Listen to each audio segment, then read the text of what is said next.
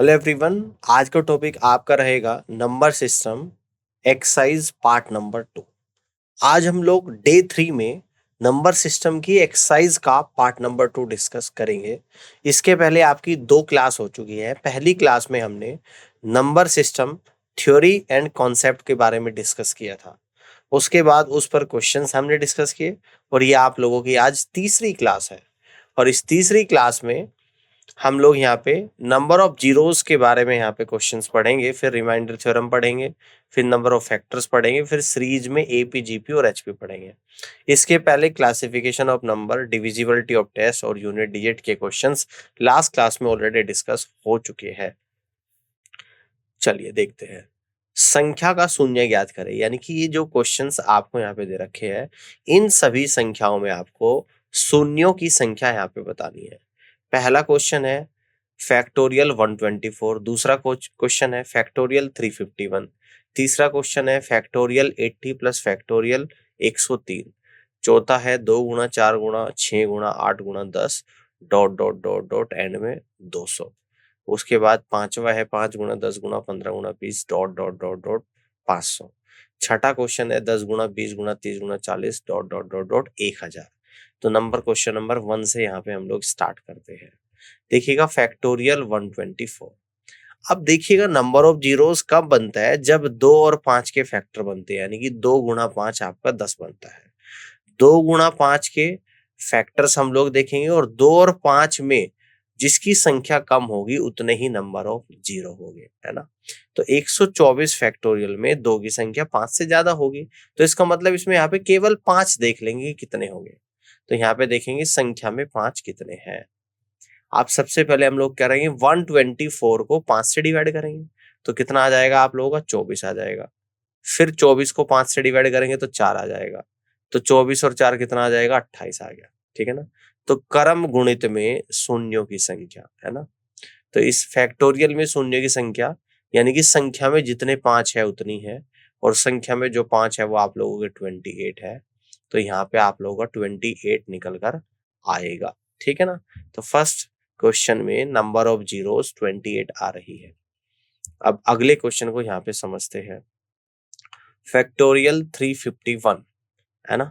तो फैक्टोरियल 351 में हम लोग यहाँ पर क्या करेंगे, इसमें भी नंबर ऑफ फाइव्स को चेक करेंगे, क्योंकि आपको पता है जब भी 2 और 5 के फैक्टर बनते हैं तो नंबर ऑफ जीरो फाइंड होती है। फैक्टोरियल 351 में भी नंबर ऑफ 2 की संख्या 5 से ज्यादा होगी, तो जिसकी कम संख्या है उसको हम लोग यहाँ पे लेते हैं।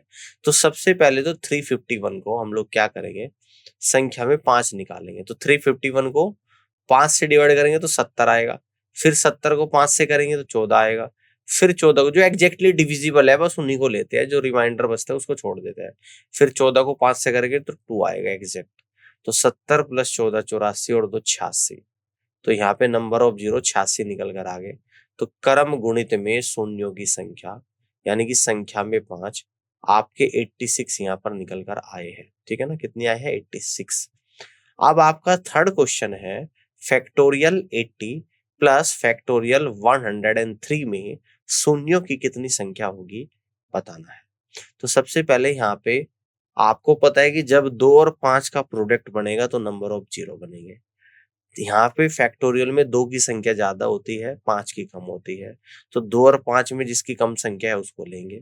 तो फैक्टोरियल 80 में 5 की संख्या देखेंगे, यहाँ पे संख्या में 5।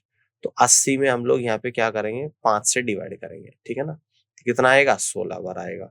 फिर 16 को 5 से डिवाइड करेंगे तो 3 आएगा। तो 16 और 3 कितना, 19। तो फैक्टोरियल 80 में 5 की जो फैक्टर है वो 19 है। फैक्टोरियल 103 में जब 5 से डिवाइड करेंगे तो कितना आएगा, 20। फिर 20 को 5 से करेंगे 4 आएगा। 20 और 4 24। तो फैक्टोरियल 103 में 5 की संख्या 24 है। तो क्रम गुणित में शून्यों की संख्या यानी कि संख्या में 5 और 19 और 24 कितना होता है, 43 होता है। तो यहां से आप लोग कह दोगे कि फैक्टोरियल 80 और प्लस फैक्टोरियल 103 में शून्यों की संख्या 43 है, और यही इस क्वेश्चन का राइट आंसर बनेगा। ठीक है, आगे बढ़ते हैं। क्वेश्चन नंबर 4 को यहाँ पर देखिएगा। देखिएगा ये क्वेश्चन आपको जो गिवन है यानी कि 2 गुणा 4 गुणा 6 गुणा 8 गुणा डॉट डॉट डॉट डॉट गुणा 200 तक है। ठीक है। तो इस 2 को मैं क्या लिख सकता हूँ, 2 गुणा 1। इस 4 को लिख सकते हो 2 गुना 2, इस 6 को लिख सकते हो 2 गुना 3, इस 8 को लिख सकते हो 2 गुना 4, डॉट डॉट डॉट डॉट, और 200 को लिख सकते हो 2 गुना 100। अब देखिएगा यहाँ पर हर एक प्रोडक्ट में दो दो दो आ रहा है, और कब तक आ रहा है, 100 तक आ रहा है। तो यानी कि 100 बार 2 आ रहा है, तो मैं अगर सब में से दो दो दो कॉमन करूं तो इसका मतलब आ जाएगा 2 की पावर 100। अब इसके बाद क्या बचेगा, 1 बचेगा, 2 बचेगा, 3 बचेगा, 4 बचेगा, और ऐसे ही 100 तक। तो अगले ब्रैकेट में आएगा 1 इंटू 2 इंटू 3 इंटू 4 इंटू 100 तक, ठीक है ना। तो 2 की पावर 100, ठीक है। एक से 1 गुणा 2 गुणा 3, 100 तक के संख्याओं का प्रोडक्ट कितना होता है, फैक्टोरियल 100 होता है, ठीक है ना। आप देखिएगा, अब हम लोग यहाँ पे क्या निकालेंगे कि इसमें दो कितने हैं। तो दो कितने हो जाएंगे भाई, 2 की पावर 100, यानी कि संख्या में दो कितने, एक तो 100 आ गया, और इस फैक्टोरियल 100 में 100 कितने हैं, है ना। फैक्टोरियल 100 में 100 कितने हैं, अगर आप लोग यहाँ पे निकालोगे तो 97 दो यहाँ पर आ जाएगा। तो 100 प्लस 97 यानी कि 197 आ गया, ठीक है ना। अब देखिएगा संख्या में दो तो निकल कर आ गया। अब इन संख्याओं में 5 की बात करेंगे, जैसे संख्या में 5 कितने हैं। 2 और 5 ही क्यों निकाल रहे हैं, मैंने आपको बताया है, जब 2 और 5 का प्रोडक्ट बनता है तभी नंबर ऑफ जीरो बनती है। बाकी फैक्टर से मुझे यहाँ पे कोई मतलब नहीं है, केवल 2 और 5 के फैक्टर्स की काउंटिंग मुझे यहाँ पे करनी है, और उनमें भी जो नंबर ऑफ जिसके फैक्टर्स कम होंगे उतनी ही नंबर ऑफ जीरोस होगी। अब 2 की पावर 100 में 5 कितनी बार आ रहा है, 0 बार आ रहा है। फैक्टोरियल 100 में 5 कितनी बार आ रहा है, कैसे निकालेंगे, 100 को 5 से डिवाइड करेंगे तो आपका जाएगा कितनी बार, 20 टाइम्स। फिर 20 को 5 से करेंगे तो कितनी बार जाएगा, 4, और 4 5 से अब नहीं होता है, यानी कि जब तक डिवाइड करते हैं जब तक नहीं होता। तो यानी कि 20 और 4 24 आ गया, तो यानी कि संख्या में 5 आ गए 24। तो न्यूनतम मान 197 है कि यह 24 है, तो 5 की संख्या कम आ रही जो कि 24 आ रही है। तो शून्यों की संख्या इक्वल टू संख्या में 5 इक्वल टू 24 आ गया। तो इस क्वेश्चन का जो राइट आंसर यहाँ पर बनेगा वो 24 बनेगा। क्लियर, आगे आ जाओ। क्वेश्चन नंबर 5 को यहाँ पर देखिएगा, अगला जो क्वेश्चन आपको दे रखा है, 5 into 10 into 15 into 20 dot dot dot dot 500 तक गिवन है, ठीक है ना। तो 5 को लिख दूंगा 5 इंटू 1, 10 को लिख दूंगा 5 इंटू 2, 15 को लिख दूंगा 5 इंटू 3, 20 को लिख दूंगा 5 इंटू 4, एंड सो ऑन, और लास्ट में 500 को लिख दूंगा 5 इंटू 100। तो यानी कि 100 1 2, देखो कहाँ तक का प्रोडक्ट है, 1 2 3 4 100 तक का, और सब में 5 आ रहा है, तो 5 को कॉमन ले लूंगा, यानी कि 5 की पावर 100। तो अंदर जो आपका बचेगा 1 इंटू 2 इंटू 3 100 तक बचेगा, अप टू 100। तो 5 की पावर 100, 1 इंटू 2 इंटू 3 100 तक का प्रोडक्ट को क्या कहते हैं, फैक्टोरियल 100। तो 5 की पावर 100 गुना फैक्टोरियल 100, ठीक है ना। तो इसमें 2 की अगर मैं संख्या यहाँ पे निकालू तो 5 की पावर 100 में 2 है 0, और फैक्टोरियल 100 में 2 कितना है आप लोगों का, 97। तो टोटल 2 कितना आ गया, 97 निकल कर आ गया। अब देखो संख्या में हम लोग क्या निकालेंगे, है ना। अब आप कहोगे सर 100 में 97 कैसे निकला, मैं आपको बताता हूँ। जैसे कि फैक्टोरियल 100 है तो यहाँ पे 100 लिखेंगे, अब इसको 2 से डिवाइड करेंगे तो 50 बार चला जाएगा। फिर 50 को 2 से करूंगा तो 25 बार आप लोगों का यहाँ पर चला जाएगा। फिर 25 को 2 से करूंगा तो 12 बार जाएगा। जो कैरी बच रहा है ना, जो कंप्लीटली डिविजिबल यानी कि एक बचा रिमाइंडर, उसको छोड़ देना। फिर 2 से 12 करूंगा 6 बार जाएगा। फिर 2 से 6 को करूंगा 3 बार। फिर 2 से 3 को करूंगा तो 1 बचेगा, है ना। तो कितना बचा, 50 और 25 75, 75 और 12 87, है ना। 87 और 6 कितना होता है आप लोगों का यहाँ पे, 87 और 6 93, 93 3 96 और 1 97, यानी कि इन सभी को आप लोगों को यहाँ पे ऐड करना है, जो कि टोटल 97 आया। यानी कि फैक्टोरियल 100 में 2 97 बार आता है। तो 2 तो निकल कर आ गया 97 बार। अब इस संख्या में 5 की पावर 100 गुणा 100 फैक्टोरियल में संख्या में 5 कितना है। तो देखिए 5 की पावर 100 यानी कि 100 बार आ रहा है यहाँ पे, और फैक्टोरियल 100 ऐसे ही हम लोग फैक्टोरियल 100 को अगर 5 से डिवाइड करेंगे तो 20, और 5 से 20 जाएगा 4 टाइम्स, 20 प्लस 4 यानी कि 24 आ गया। तो ये 24 आ गया। तो 100 प्लस 24 यानी कि 124 आ गया।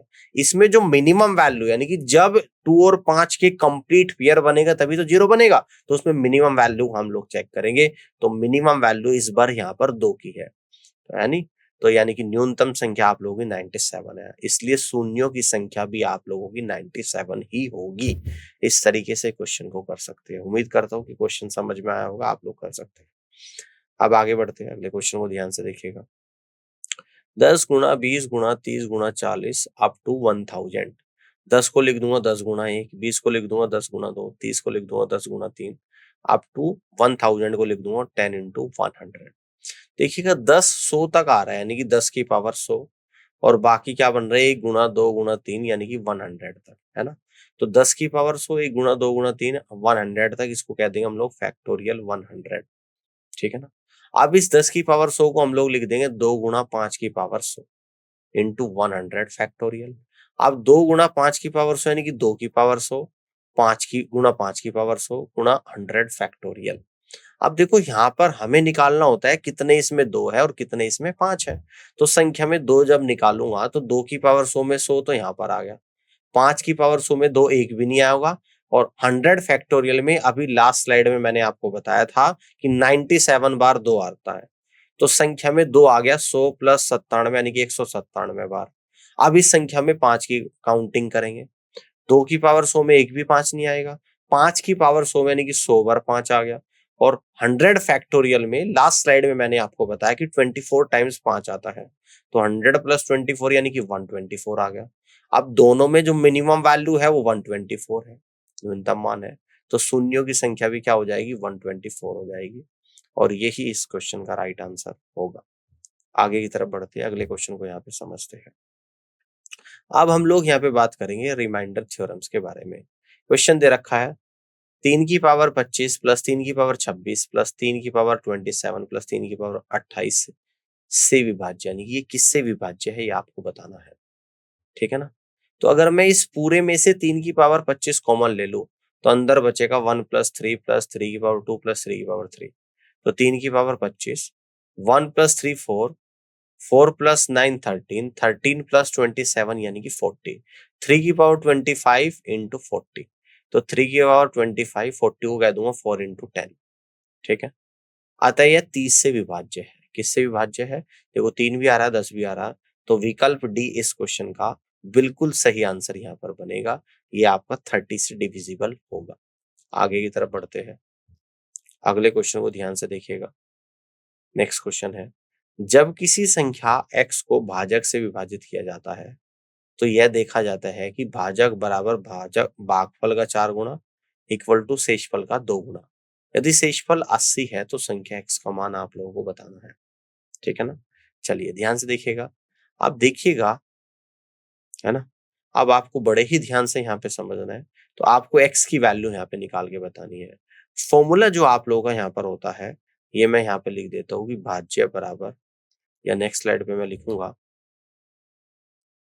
नेक्स्ट स्लाइड पे लिखूंगा मैं भाज्य बराबर भाजक गुणा भागफल और प्लस शेषफल, ठीक है ना। x को भाजक से विभाजित किया जाता है, यानी कि भाज्य तो आप लोगों का x है ना। कह रहा है कि भाजक जो है भागफल का 4 गुना शेषफल का 2 गुना, शेषफल 80 है तो 80 का 2 गुना है, ठीक है ना। शेषफल 80 है, भाजक 80 का 2 गुना 160 आ जाएगा, ठीक है ना। और भागफल का 4 गुना यानी कि भागफल 40 आ जाएगा, ठीक है। यहाँ तक की बात समझ में आ रही है। तो x इक्वल टू 160 गुना 40 प्लस 80 आ जाएगा, तो 160 गुना 40 यानी कि 6400, यहाँ पे प्लस आएगा, और 6400 प्लस 80 यानी कि 6480 आएगा। तो यहाँ से आप लोग कह दोगे इस क्वेश्चन का राइट आंसर बनेगा। ये बात समझ में आ गई भाई। भाज्य बराबर भाजक गुणा भागफल जमा शेषफल होता है, शेषफल दे रखा था, कहते हैं कि शेषफल से 2 गुना तो है आप लोगों का भाजक, और भागफल से 4 गुना है आप लोगों का यहाँ पे भाजक। शेषफल 80, 80 से 2 गुना 160, अब 160 4 गुना है भागफल का, तो भागफल 40 होगा, तो 40 का 4 गुना 160 हो जाएगा। तो x इक्वल टू 160 गुना 40 प्लस 80 यानी कि 6400 प्लस 80। तो यहाँ से आप लोग कह दोगे कि first is the right answer of this question, पहला ऑप्शन सवाल का राइट आंसर बनेगा। आगे बढ़ते हैं,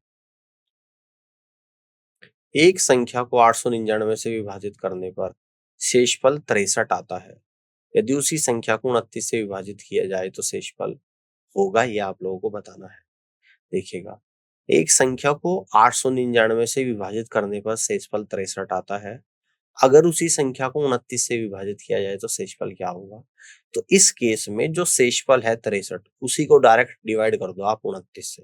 तो 63 को 29 से डिवाइड करूंगा तो रिमाइंडर 5 आएगा। तो सही उत्तर 5 ही होगा और ये आपके ऑप्शन नंबर 1 में गिवन है और आप यहां से कह दोगे कि पहला ऑप्शन सवाल का करेक्ट आंसर बनेगा। क्लियर हो गई बात? आगे की तरफ बढ़ते हैं। यदि पूर्णांक n को 5 से विभाजित किया जाए तो शेषफल 2 बचता है।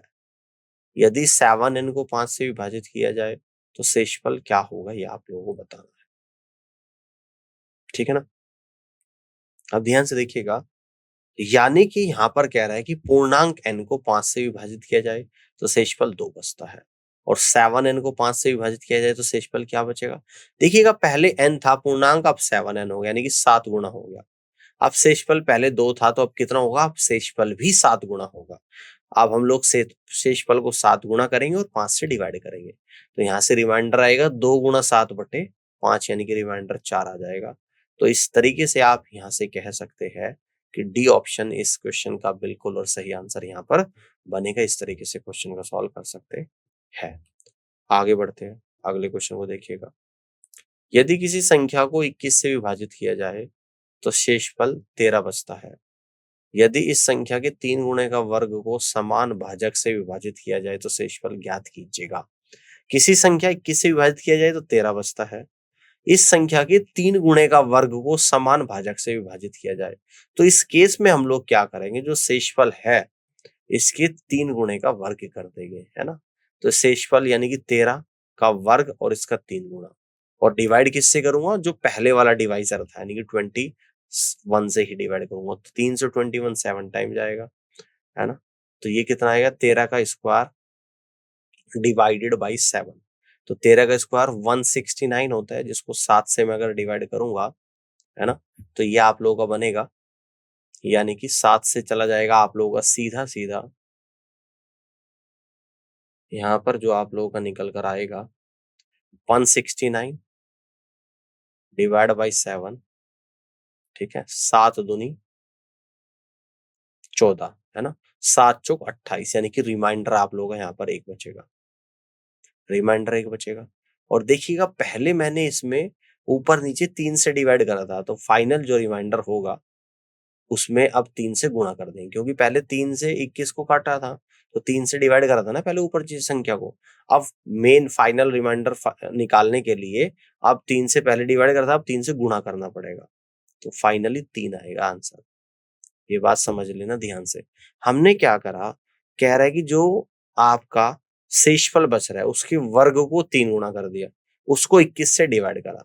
अब ऊपर नीचे सिंप्लीफिकेशन करने के लिए कैलकुलेशन को 3 से डिवाइड कर दिया ना। पहले हमने क्या करा है? 3 से डिवाइड करा है, यहाँ पे 3 से डिवाइड करा। अब याद रखना है 3 से जब डिवाइड हो गया उसी नंबर से बाद में मल्टीप्लाई करना पड़ता है। अब बच गया 13 का स्क्वायर डिवाइड बाई 7। 13 का स्क्वायर 169 अपॉन 7, 7 से कट रहा है, रिमाइंडर 1 बच रहा है, जिससे डिवाइड करेंगे उसी से गुणा करेंगे। तो 1 गुणा 3 यानी कि 3 आप लोगों का यहाँ पर निकल कर आएगा।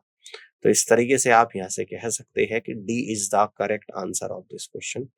इस तरीके से क्वेश्चन का आंसर निकलेगा। अब आगे बढ़ते हैं,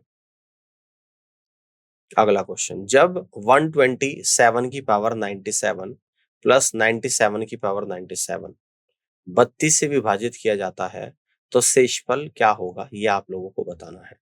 देखिएगा, 127 की पावर 97 प्लस 97 की पावर 97 डिवाइडेड बाई 32, ठीक है ना? क्लियर है? अब देखिएगा, यहाँ पे हम लोग 127 प्लस 97 दोनों को ऐड कर लेंगे। 127 प्लस 97 224 आ जाएगा। 224 के फैक्टर आ जाएंगे, यानी कि 32 गुना 7। तो इसका मतलब 32 से 7 बार ये जा रहा है, यानी 32 से कंप्लीटली डिविजिबल है। और जब 32 से कंप्लीटली डिविजिबल ये है तो रिमाइंडर क्या बचेगा? इस केस में 0 बचेगा। और 0 किस ऑप्शन में दे रखा? आपको ऑप्शन नंबर डी में गिवन है। और यहाँ से आप लोग कह दोगे कि डी ऑप्शन सवाल का करेक्ट आंसर आएगा। कर सकते हो इस तरीके से क्वेश्चन को। ये भी क्लियर हो गया। अब आगे की तरफ बढ़ते हैं, अगले क्वेश्चन को देखते हैं। यहाँ पे जब हम 5 की पावर 70 प्लस 7 की पावर 70 को 74 से विभाजित करते हैं तो शेषफल क्या होगा आप लोगों को बताना है। तो 5 की पावर 70 प्लस 7 की पावर 70 को 74 से विभाजित करना है, तो 5 की पावर 70 को लिख दूंगा मैं 5 की पावर 2 और 2 की पावर 35। 7 की पावर 70 को लिख दूंगा 7 की पावर 2 और 2 की पावर 35। तो 25 की पावर 35, 49 की पावर 35, तो भागफल आएगा 25 प्लस 49 यानी कि 74 आएगा, है ना। 74 आ गया। अब 74 को 74 से डिवाइड करूंगा तो 0 आ जाएगा, तो इस केस में आप लोग कहेंगे कि रिमाइंडर 0 आएगा, और 0 आ रहा है ऑप्शन नंबर बी में, और आप यहां से कह दोगे कि बी ऑप्शन सवाल का करेक्ट आंसर यहाँ पर बनेगा। ठीक है, क्लियर है। आगे बढ़ते हैं। अगला जो क्वेश्चन है कि शेषफल ज्ञात करें। क्वेश्चन दे रखा कि factorial 1 plus factorial 2 plus factorial 3 plus factorial 4 plus factorial 5 plus factorial 6 up to 1 lakh factorial तक दे रखा डिवाइडेड बाई 18। अब आपको रिमाइंडर बताना है। सबसे पहले फैक्टोरियल 1 देखेंगे, ठीक है ना। तो यहाँ पे मैंने दोबारा से क्वेश्चन को लिखा। फैक्टोरियल 1 कितना होता है? 1 ही होता है। 18 से घटता है? नहीं घटता है। फैक्टोरियल 2 कितना होता है? 2 ही होता है, मैंने लिख लिया। फैक्टोरियल 3 6 होता है। फैक्टोरियल 4 24 होता है। फैक्टोरियल 5 120 होता है, जो 18 से डिविजिबल नहीं है। फैक्टोरियल 6 720 होता है, जो 18 से डिविजिबल है कंप्लीटली। तो 18 से डिविजिबल है, तो फैक्टोरियल 6 की बजाय यहाँ पे रिमाइंडर 0 आएगा। तो फैक्टोरियल 6 और उसके आगे के जितने भी फैक्टोरियल है वे आपके 18 से डिविजिबल है ना। ये क्या है? आपके 18 से डिविजिबल है। यहाँ पे 0 लगा देना एक और, ठीक है ना। वे 18 से डिविजिबल है, तो यानी कि आगे फैक्टोरियल हम लोग नहीं लेंगे। तो रिमाइंडर कैसे निकलेगा? इन सबको जोड़ दूंगा। 1 plus 2 plus 6 plus 24 plus 120 divide by 18। तो 1 प्लस 2 3 6 9 23 24 प्लस 9 33 प्लस 120 153 अपॉन 18। और ये आप लोगों का जो यहाँ पर निकल कर आएगा 18 से 144 9 टाइम जाएगा, तो 9 रिमाइंडर बचेगा। तो यहाँ से आप लोग कह दोगे कि 9 आपका रिमाइंडर निकल कर आएगा, जो कि ऑप्शन डी में गिवन है। और इस तरीके से आप क्वेश्चन को सॉल्व कर सकते हैं। यहाँ पे भी एक 0 आ जाएगी, ठीक है ना। बात समझ में आ गई। साथ ही साथ फैक्टोरियल 1 को खोल के यहाँ पे बता दिया कि 1 होता है। फैक्टोरियल 2 क्या होता है? 2 इंटू 1 यानी कि 2। फैक्टोरियल 3 3 इंटू 2 इंटू 1 यानी कि 6। फैक्टोरियल 4 4 इंटू 3 इंटू 2 इंटू 1 यानी कि 24। फैक्टोरियल 5 यानी कि 5 इंटू फैक्टोरियल 4, और 5 इंटू फैक्टोरियल 4 24 है। 5 इंटू 24 120, यानी कि डी ऑप्शन 9 इस क्वेश्चन का राइट आंसर आ रहा है। आगे बढ़ते हैं। अगले क्वेश्चन को समझिएगा। यहाँ पे जब 3 की पावर 21 5 से विभाजित है, तब शेषफल क्या होगा, ये आप लोगों को बताना है। 3 की पावर 21 को 5 से डिवाइड करेंगे, तो 3 की पावर 21 को मैं ऐसे लिख दूंगा कि 3 की पावर 4 और उसके पूरे की पावर 5 इंटू 3 डिवाइड बाई 5, ठीक है ना। अब 3 की पावर 4 होता है 81। 81 को 5 से डिवाइड करूंगा तो 1 बचेगा। 1 की पावर 5 यानी कि 1 ही आएगा। तो फाइनली 3/5 आएगा, तो रिमाइंडर आप लोगों का 3 निकल कर आ जाएगा, ठीक है ना। तो अतः विकल्प सी इस क्वेश्चन का बिल्कुल और सही आंसर यहाँ पर बनेगा। इस तरीके से आप क्वेश्चन को यहाँ पे सॉल्व कर सकते हैं। आगे बढ़ते हैं। अगला क्वेश्चन है रिमाइंडर थ्योरम का। 9 की पावर 62 माइनस 11 को 8 से भाग देने पर शेषफल क्या बचेगा, ये आप लोगों को यहाँ पे बताना है, ठीक है ना। 9 की पावर 62 माइनस 11 को 8 से भाग देने पर शेषफल क्या बचेगा। 9 की पावर 62 माइनस 11 को 8 से डिवाइड करेंगे, तो देखो 9 को जब 8 से मैं डिवाइड करूंगा तो 1 बचेगा। 1 की पावर 62 1 ही आता है ना। 11 को 8 से डिवाइड करूंगा तो 3 बचेगा, तो 1 माइनस 3 ऊपर बच गया डिवाइड बाई 8। तो 1 माइनस 3 यानी कि -2 डिवाइड बाई 8, -2 डिवाइड बाई 8 यानी कि -2 प्लस 8 कर दूंगा तो +6 आ जाएगा, ठीक है ना। अगर ऊपर माइनस में रिमाइंडर होता है तो नीचे डिवाइजर को उसमें ऐड कर देते हैं। तो -2 डिवाइड बाई 8 आ रहा है, तो फाइनली रिमाइंडर आपका आएगा -2 प्लस 8 इक्वल टू प्लस का 6, यानी +6 ऑप्शन बी में है। और यहां से आप कहेंगे कि बी ऑप्शन सवाल का राइट आंसर आएगा। क्लियर है। आगे बढ़ते हैं, अगले क्वेश्चन को देखिएगा। 67 की पावर 67 प्लस 67 को 68 से विभाजित करने पर शेषफल प्राप्त होगा। 67 की पावर 67 प्लस 67 डिवाइड बाई 68। जब 67 को 68 से डिवाइड करेंगे तो -1 आएगा, ठीक है। -1 की पावर 67 यानी ऑड नंबर, तो माइनस में ही आएगा। क्लियर है। और प्लस 67 एज इट इज और डिवाइड बाई 68। -1 प्लस 67 यानी कि 66 डिवाइड बाई 8। तो 66 68 से छोटा है, तो इसका मतलब आप कह देंगे कि रिमाइंडर भी 66 ही आ जाएगा। ठीक है ना, तो रिमाइंडर क्या आ जाएगा, 66 आ जाएगा। और यहाँ से आप कह दोगे कि सी ऑप्शन इस क्वेश्चन का बिल्कुल और सही आंसर यहाँ पर बनेगा। इस तरीके से आप क्वेश्चन को सॉल्व कर सकते हैं। आगे बढ़ते हैं। 77 की पावर 77 प्लस 77 को 78 से विभाजित करने पर शेषफल होगा, ये आप लोगों को बताना है। 77 की पावर 77 प्लस 77 डिवाइड बाई 78। तो पहले 77 को डिवाइड करूंगा तो -1 की पावर 77 जो कि ओड नंबर है। -1 की पावर ओड नंबर तो -1 ही आ जाएगा। -1 की पावर ओड नंबर 77 तो -1 आएगा। ठीक है, अब देखिएगा इस 77 को भी अगर 78 से डिवाइड करूंगा तो -1 यहाँ पे बचेगा। माइनस में हम लोग कर रहे हैं इस बार, तो -1 की पावर 77 -1 -2 आ गया। तो शेषफल क्या आ जाएगा, -2, और जिससे डिवाइड कर रहे हैं उसको और जोड़ देंगे तो 78 -2 प्लस 78 तो ये आएगा 76। तो यहाँ से कह देंगे कि विकल्प सी इस क्वेश्चन का राइट आंसर बनेगा। या इसको ऐसे भी कर सकते हैं, 77 की पावर 77 प्लस 77 डिवाइडेड बाई 78, जैसे लास्ट क्वेश्चन करा था। पहले 77 को डिवाइड करेंगे तो -1 की पावर 77, 77 नहीं होता तो 77 प्लस 78 ऐसे लिख देंगे। तो -1 प्लस 77 डिवाइड बाई 78, यानी कि 76 अपॉन 78। जिसको डिवाइड कर रहे हैं वो डिविजिबल डिवाइजर से छोटा है, तो रिमाइंडर आप लोगों का 76 ही आ जाएगा। ठीक है ना, तो रिमाइंडर आप लोगों का यहाँ पर निकल कर आ जाएगा 76। तो इस तरीके से आप यहाँ से कह सकते हैं कि C is the right answer of this question. Clear है, आगे बढ़ते हैं। अगले क्वेश्चन को देखिएगा। 2 की पावर 18 -1 से विभाज्य, यानी कि इनमें से किससे 2 की पावर 18 -1 विभाज्य है।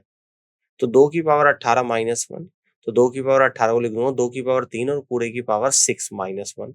2 की पावर 3 8 होता है, 8 की पावर 6 -1।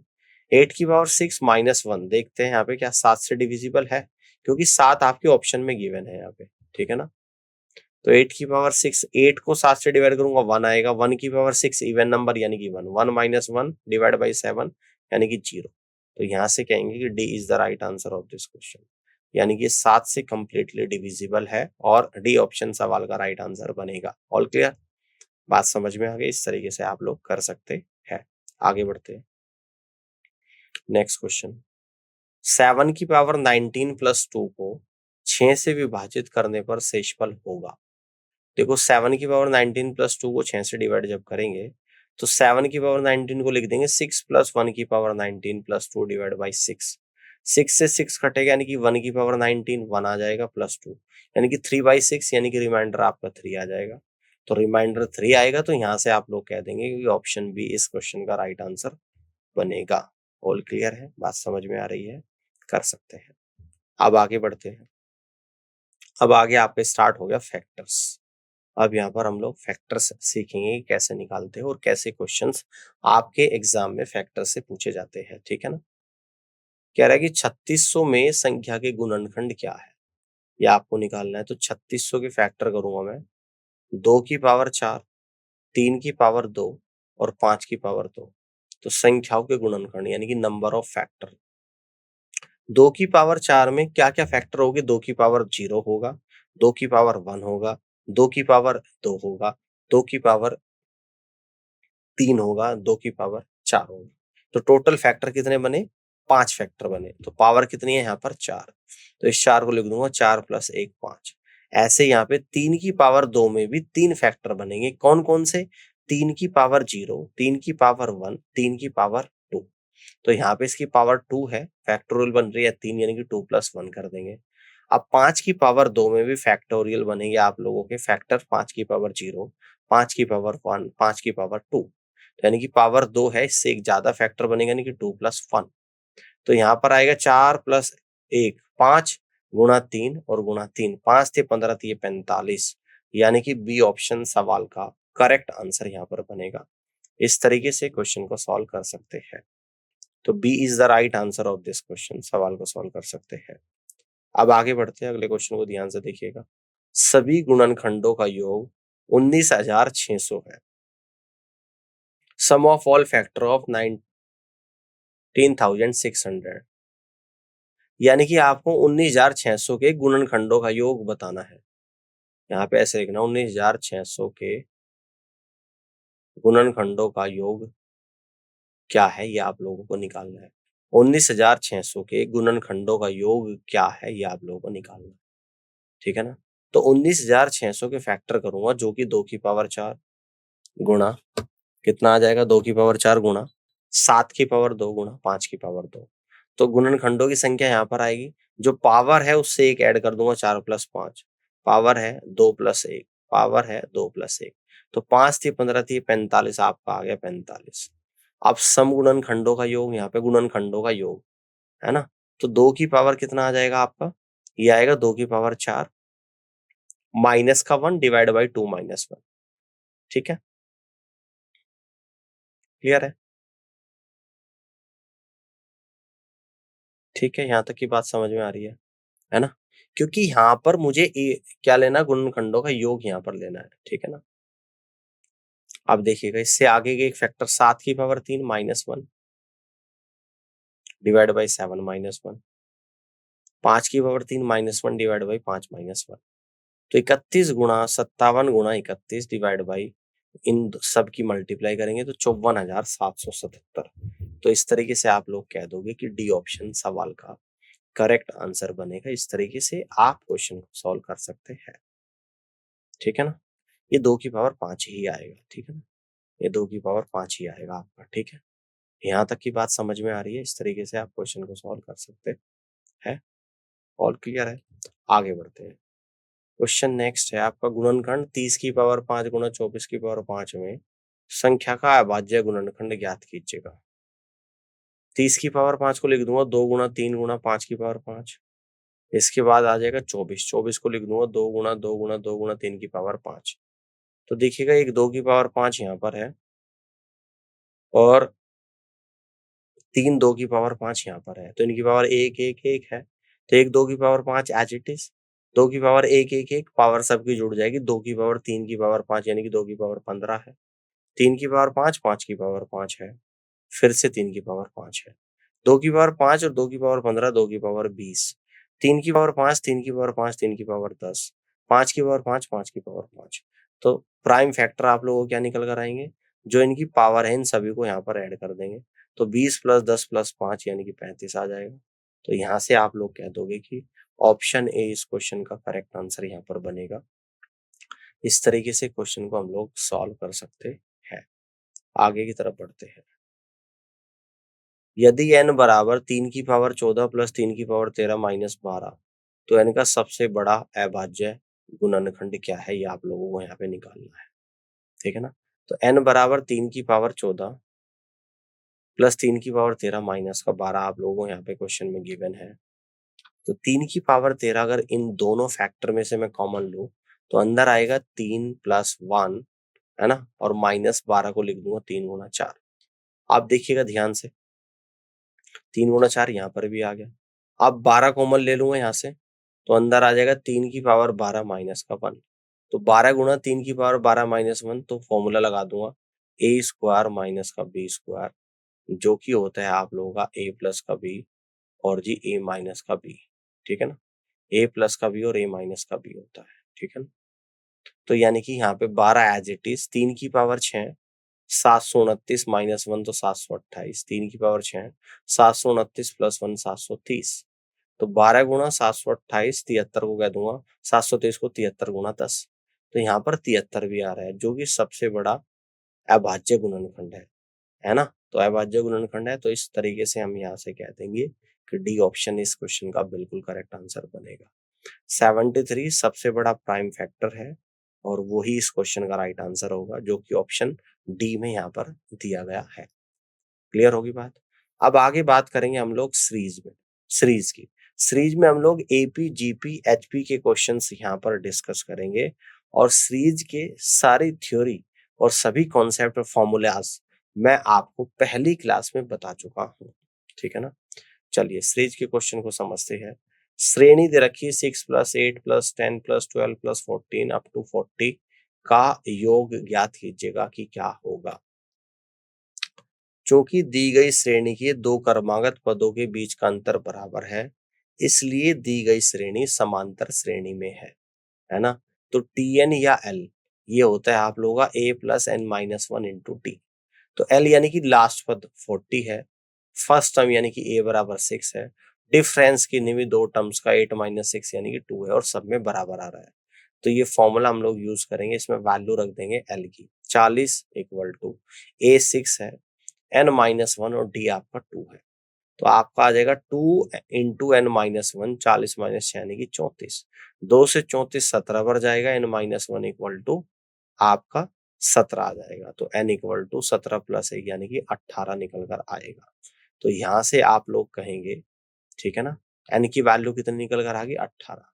अब जब एन की वैल्यू 18 निकल कर आ गई तो योग कैसे निकालते हैं, तो n into a plus l divided by 2। तो एन 18 आ गया, ए 6 है, एल 40 है, डिवाइड बाई 2। तो 2 से 18 9 बढ़ गए तो 9 गुणा 46 यानी कि 414 निकल कर आ गया। और 414 इस तरीके से आप यहां से कह दोगे कि पहला ही ऑप्शन इस क्वेश्चन का बिल्कुल और सही आंसर बनेगा। इस तरीके से आप क्वेश्चन को सॉल्व कर सकते हैं। ठीक है, अब आगे की तरफ बढ़ते हैं, अगले क्वेश्चन को समझिएगा। एक समांतर श्रेणी का छठा और 17वां पद क्रमशः 19 और 96 है, तो 25वां पद क्या है ना। समांतर श्रेणी का छठा और 17वां पद 19 और 96 है, 25वां पद क्या है। छठा पद क्या है, छठा पद होता है T6 equal to A plus 6 - 1 into d, यानी कि ए प्लस 5D इक्वल टू 19, समीकरण नंबर 1। 17वां पद T17 equal to A plus 17 - 1 into d, यानी कि ए प्लस 16D इक्वल टू 96, समीकरण 2। समीकरण 2 से समीकरण 1 को माइनस करेंगे, है ना, तो आपका निकल कर आएगा ए से ए कट जाएगा, 16D में से 5D जाएगा तो 11D, 96 में से 19 जाएगा तो 77। तो 11D इक्वल टू 77, तो D बराबर 77 डिवाइडेड बाई 11, यानी कि D बराबर 7 आपका निकल कर यहाँ पर आ गया। आप D का मान समीकरण 1 में रखते हैं तो ये आ जाएगा a plus 5D equal to 19 और D है आप लोगों का 7, है ना, D आपका 7 निकल कर आ। तो a plus 7 into 5 equal to 19, तो a प्लस 35 इक्वल टू 19, तो a इक्वल टू 19 माइनस 35 यानी कि -16। हमें T25 इक्वल टू कितना होता है, a plus 25 minus D minus 1 into D ज्ञात करना है, तो a प्लस 24 इंटू डी ज्ञात करना है। तो a -16 आ गया, प्लस 24 और डी 7 आया था, तो -16 और प्लस 24 इंटू 7, तो 24 इंटू 7 168, -16 + 168 इक्वल टू 152 आ गया, जो कि ऑप्शन डी में दिया गया है ना। तो यहाँ से आप लोग कह दोगे 152, यानी कि डी ऑप्शन इस क्वेश्चन का करेक्ट आंसर यहाँ पर बनेगा। इस तरीके से आप क्वेश्चन को सॉल्व कर सकते हैं। अब आगे की तरफ देखते हैं यहाँ पे अगले क्वेश्चन को, ठीक है ना, अगले क्वेश्चन को समझते हैं। 100 और 200 के बीच कितनी संख्याएं 3 से विभाज्य है। 100 और 200 के बीच की कितनी संख्याएं 3 से विभाज्य है। यदि किसी दी गई संख्या के अंकों का योग 3 से विभाज्य है तो वह संख्या 3 से विभाज्य होगी। चूंकि 100 और 200 के बीच 102 पहली संख्या है जो 3 से विभाज्य है और अगले आने वाली संख्या 105, 108, 111 होगी और अंतिम संख्या 198 है जो 100 और 200 के बीच 3 से विभाज्य है। संख्याओं के बीच का अंतर बराबर है, इसलिए दी गई श्रेणी एक समांतर श्रेणी में है। जहां ए तो फर्स्ट टर्म आएगा 102, डिफरेंस आएगा 105 - 102 यानी कि 3, लास्ट टर्म आ जाएगा आप लोगों का 198। ठीक है, अब आगे बढ़ते हैं। L equal to A plus N minus one into D आ गया। एल यानी कि 198 इक्वल टू ए यानी कि 102 plus N minus one, d आपका डिफरेंस अभी निकाला है कि 3 आ गया। ठीक है ना, तो 3 into n minus one bracket close equal to 198 minus 102 equal to 96 आएगा। 3 से 96 आपका 32 टाइम्स जाएगा। N minus one equal to 32, n बराबर 33। तो यहां से कौन से ऑप्शन में जा रहा है, ऑप्शन डी में जा रहा है। तो आप यहां से कह दोगे कि डी ऑप्शन इस क्वेश्चन का करेक्ट आंसर बनेगा। आगे की तरफ बढ़ते हैं, अगले क्वेश्चन को यहाँ पे देखिएगा। बैक्टीरिया की आबादी हर 3 मिनट में दोगुनी हो जाती है। बैक्टीरिया की आबादी को 1000 से 5,12,000 तक बढ़ने में कितने मिनट लगेंगे, ये आप लोगों को बताना है। ठीक है ना? चूंकि बैक्टीरिया की आबादी हर 3 मिनट में दोगुनी हो जाती है, इसलिए जनसंख्या 1000 से 2000, 2000 से 4000, 4000 से 8000, 8000 से 16, ऐसे ही 5,12,000 हो जाती है। तो दो क्रमागत पदों के बीच का अनुपात बराबर है, इसलिए दी गई श्रेणी गुणोत्तर श्रेणी में है, क्योंकि कॉमन रेशो बराबर है। कैसे? 2000 को 1000 से डिवाइड करूंगा 2 आएगा, है ना? या फिर हम लोग 8000 को 4000 से डिवाइड करेंगे तब भी 2 आएगा। तो कॉमन रेशियो बराबर, फर्स्ट टर्म 1000 है और लास्ट टर्म आप लोगों को 5,12,000 है ना? तो एल निकालेंगे, L equal to A R की power N minus one. L 5,12,000, A आप लोगों का 1000, कॉमन रेशियो 2 की power N minus one. 3 zero से 3 जीरो कट जाएगा, तो 512 इक्वल टू 2 की पावर एन माइनस वन। तो 512 होता है 2 की पावर 9, तो 2 की power N minus one equal to 2 की पावर 9। तो जब बेस बराबर है तो पावर को भी बराबर करेंगे, n minus one equal to 9। तो n equal to 9 plus one यानी कि 10। पहले पद से दूसरे पद के बीच 3 मिनट लगते हैं, कुल पद 10 है, इसलिए कुल समय आप लोगों का कितना लगेगा? 9 गुना 3 यानी कि 27 मिनट लगेंगे। तो यहाँ से कह देंगे विकल्प बी इस क्वेश्चन का करेक्ट आंसर बनेगा, 27 मिनट, यानी कि विकल्प बी इस क्वेश्चन का राइट आंसर यहाँ पर बनेगा। इस तरीके से आप क्वेश्चन को सॉल्व कर सकते हैं। नेक्स्ट क्वेश्चन को यहाँ पे समझते हैं। एक भाग्यशाली व्यक्ति को 6 बर्तनों में सोने के सिक्के मिलते हैं। वह पहले 4 बर्तनों में सिक्कों की संख्या क्रमशः 60, 30, 20 और 15 गिनता है। यदि एक निश्चित श्रेणी है तो अगले 2 बर्तन में सोने की सिक्के की संख्या क्या होगी, आप लोगों को बताना है। दी गई श्रेणी क्या है? 60, 30, 20 और 15 है। दिए गए पदों को उलट दें तो 1/60 प्लस 1/30 प्लस 1/20 प्लस 1/15 आएगा। अब दो लगातार पदों के बीच का अंतर, अर्थात व्युत्क्रम श्रेणी एपी में है, तो इसलिए दो लगातार पदों के बीच का अंतर बराबर आ रहा है। तो कह देंगे कि जो उल्टी ये श्रेणी करी है ये एपी में है, इसलिए दी गई सीरीज किसमें थी? एचपी में थी। ठीक है ना?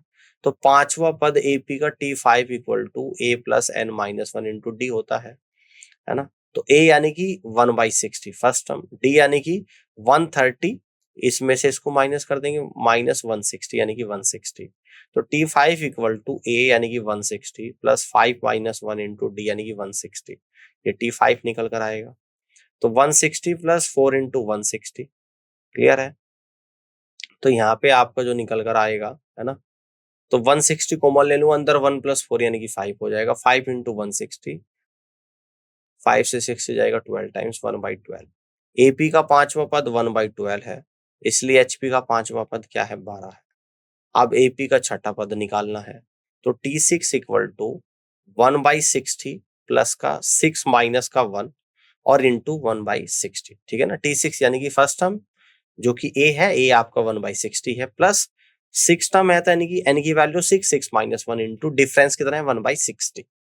तो 1/60 प्लस 5 इंटू 1/60, 1/60 कॉमन ले लेंगे तो अंदर बचेगा 1 प्लस 5 6, तो 6 इंटू 1/60 यानी कि 6/60 इक्वल टू 1/10। एपी का छठा पद 1/10 है, इसलिए एचपी का छठा पद 10 है। तो यहां से कह देंगे कि विकल्प डी इस क्वेश्चन का करेक्ट आंसर यहाँ पर बनेगा। ठीक है ना? 10 और 12 क्या क्या आएगा आप लोगों का आंसर यहाँ पे निकल कर, यानी कि एक तो आ जाएगा 12, ठीक है ना, और एक आपका यहाँ पर निकल कर आ जाएगा 10। तो डी ऑप्शन इस क्वेश्चन का बिल्कुल और सही आंसर बन रहा है। इस तरीके से आप यहाँ पे क्वेश्चन को सॉल्व कर सकते हैं। अगले क्वेश्चन को समझते हैं। श्रेणी के द्वारा दिए गए n पदों का योग, है ना, तो श्रेणी दे रखी है, इसमें n पदों का योग बताना है। 1/2 प्लस 3/4 प्लस 7/8 प्लस 15/16 प्लस nवा पद। तो ये चार ऑप्शंस आपको यहाँ पे गिवन है। तो इस प्रकार की समस्याओं में विकल्प में n बराबर 1, 2, 3 का मान रखकर हम दी गई श्रेणी का योग देख सकते हैं। n बराबर 1 रखेंगे तो योग आएगा 1/2, क्लियर है? एन की वैल्यू हमने यहाँ पे रख दी 1/1, तो योग आएगा 1/2। एन अगर 2 रखूंगा तो योग आएगा 1/2 प्लस 3/4 इक्वल टू 5/4। तो विकल्प सी से हमें अभिष्ट मान प्राप्त होता है, अतः विकल्प सी सही है। तो इस तरीके से आप यहाँ से कह दोगे, है ना।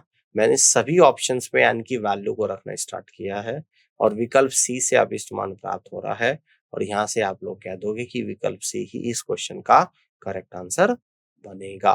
क्लियर हो गई बात? आगे बढ़ते हैं, अगले क्वेश्चन को समझते हैं।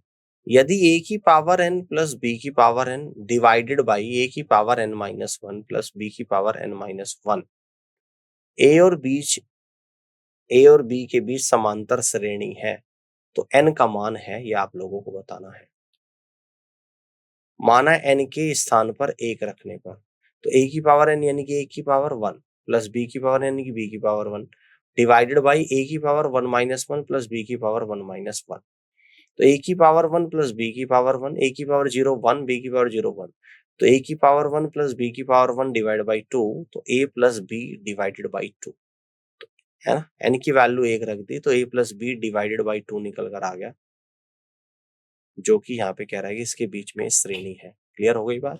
तो इस तरीके से आप यहाँ से कह दोगे कि डी ऑप्शन सवाल का करेक्ट आंसर यहाँ पर बनेगा, कर सकते हैं। ठीक है ना, बात समझ में आ गई है। आगे बढ़ते अगले क्वेश्चन को समझिएगा। एक गेंद को 100 मीटर की ऊंचाई से गिराया जाता है। प्रत्येक उछाल के बाद गेंद अपनी पिछली ऊंचाई से आधी ऊंचाई तक उठती है।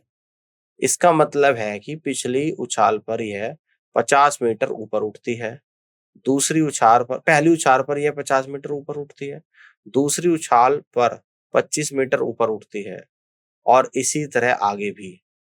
पहली और पांचवी उछाल के बीच गेंद द्वारा तय की गई ऊर्ध्वाधर दूरी क्या है, ये आप लोगों को बताना है। गेंद द्वारा तय की गई कुल दूरी कितनी आ जाएगी? 50 प्लस 50 प्लस 25 प्लस 25 प्लस फिर 25 की भी आधी, यानी कि 25 divided by 2 plus 25 divide by 2, फिर उसकी भी आधी 25 divide by 4 plus 25 divide by 4।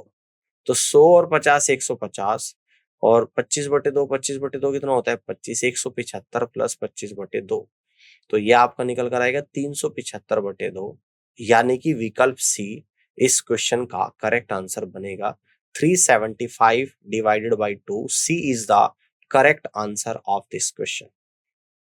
ठीक है, तो इस तरीके से आप यहाँ पे क्वेश्चन को सॉल्व कर सकते हैं। बात समझ में आ गई है? आगे की तरफ बढ़ते हैं। यदि किसी गेंद को 500 मीटर की ऊंचाई से जमीन पर फेंका जाता है, तो गेंद अपनी हर आखिरी उछाल से 4/5 गुना उछलती है। तो गेंद द्वारा रुकने तक तय की गई कुल दूरी ज्ञात कीजिए। ठीक है, तो देखते हैं गेंद द्वारा तय की गई कुल दूरी कितना आ जाएगा। फर्स्ट हम 500 plus 2 into 4/2 into 4/5 into 500 plus 4/5 into 4/5 into 500 and up to ये इनफाइनाइट तक आप लोगों का यहाँ पे निकल कर आ जाएगा। ठीक है ना, आप देखिएगा 500 प्लस 2, 4/5 गुना 100 यानी कि 100 गुना 4 यानी कि 400, 5 में 25, 25 से 20 बढ़ जाएगा, 4 चौक 16 गुना 20 320 आ जाएगा, प्लस 256 आएगा इनफाइनाइट तक। अनंत श्रेणी का योग क्या होता है? ए अपॉन 1 माइनस आर होता है। तो 500 प्लस 2, ए आप लोगों का 400 है, और 1 अपॉन आर, आर कितना हो जाएगा आप लोगों का, यानी कि 320/400। 4 से 10 बढ़ जाएगा या 8 बढ़ जाएगा, यानी कि 8/10 आर आ जाएगा, जो कि 0.8 होगा। तो यानी कि 500 प्लस 2 इंटू 400/1 माइनस 0.8। ठीक है, तो 500 प्लस ये देखो 1 में से 0.8 को माइनस करूंगा तो 0.2 बचेगा, डेसिमल हटाऊंगा ऊपर 0 आ जाएगी, और 2 से 2 घटाएगा यानी कि 4000 आ गया ऊपर। तो 500 प्लस 4000 यानी कि 4500 निकल कर आ गया। तो अतः विकल्प ए इस क्वेश्चन का बिल्कुल सही आंसर बन रहा है। तो यहां से आप लोग कह दोगे कि पहला ही ऑप्शन इस क्वेश्चन का बिल्कुल और सही आंसर यहाँ पर बनेगा। ठीक है, आगे बढ़ते हैं, अगले क्वेश्चन को देखिएगा। 4 plus 44 plus 444 plus 4444 plus n पदों तक का योग क्या है, आप लोगों को बताना है। इस प्रकार के प्रश्न में हम संबंधित विकल्प में n का मान डालते हैं और उत्तर की जांच करते हैं। यदि हम n बराबर 1 रखते हैं तो योग 4 होगा। विकल्प सी में n बराबर 1 रखने पर, ठीक है ना। तो यहाँ पर जब n बराबर 1 रखूंगा तो 40/81 इंटू 10⁻1 - 1, है ना, -4 इंटू 1/9। तो 40/81 गुणा 9 -4/9। तो 9 से 81 9 बढ़ जाएगा, 40/9 -4/9, 40 - 4 36/9, 36/9 यानी कि 4 आ जाएगा, ठीक है। तो 4 यहाँ पे कहाँ पे आ रहा है, विकल्प सी में n की वैल्यू 1 रखने पर आ रहा है। तो यहाँ से आप लोग कह दोगे कि C is the correct answer of this question. तो इस तरीके से आप यहाँ पे क्वेश्चन को सॉल्व कर सकते हैं। बात समझ में आ गई है। चलिए आगे की तरफ बढ़ते हैं, अगले क्वेश्चन को समझते हैं। दो संख्याओं का हरात्मक माध्य और गुणात्मक गुणोत्तर माध्य क्रमशः 10 और 12 है, तो उनका समांतर माध्य क्या होगा, ये आप लोगों को बताना है, ठीक है ना। अब देखिएगा जो फॉर्मूला होता है, arithmetic mean into harmonic mean equal to geometric mean के स्क्वायर के बराबर होता है। अर्थमेटिक मीन और हार्मोनिक मीन आपको क्या दे रखा है, 10 इंटू ज्योमेट्रिक मीन आपको जो दे रखा है 12, 12 का स्क्वायर। तो am equal to arithmetic mean equal to 12 का स्क्वायर 144/10। तो 144/10 कितना आ गया आप लोगों को, 14.4 आ गया, जो कि डी ऑप्शन में आपको गिवन है। तो यानी फॉर्मूला होता है arithmetic mean into harmonic mean equal to geometric mean के स्क्वायर के बराबर होता है। फॉर्मूले में ऑलरेडी आप लोगों को डे 1 यानी नंबर सिस्टम की थ्योरी एंड कॉन्सेप्ट वाली क्लास में हम लोग करा चुके हैं, है ना। तो आज आपका डे 3 था, जिसमें हमने नंबर सिस्टम के सभी क्वेश्चंस भी डिस्कस कर लिए हैं। अब अगली क्लास में हम लोग अगले चैप्टर को स्टार्ट करेंगे, जो रहेगा आपका स्क्वायर एंड स्क्वायर रूट निकालने के तरीके जानेंगे, और उस पर एग्जाम्पल्स की भी हम लोग प्रैक्टिस करेंगे। तो आज के लिए इतना ही, और इस पूरी क्लास को देखने के लिए आप सभी का बहुत बहुत धन्यवाद। Thank you so much.